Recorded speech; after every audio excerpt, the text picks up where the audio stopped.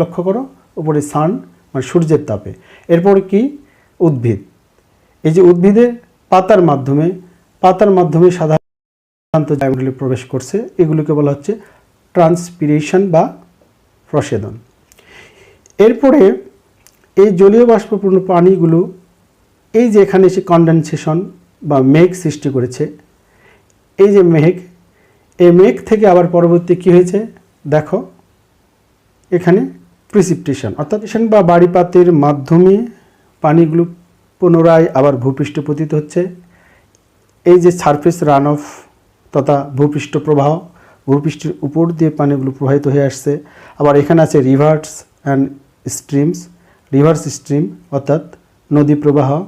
এরপরে আছে ইনফিল্ট্রেশন বা অনুপ্রবেশ অর্থাৎ মৃত্তিকার অভ্যন্তরে বা মৃত্তিকার কণাগুলোর মধ্য দিয়ে প্রাণীর যে প্রবেশ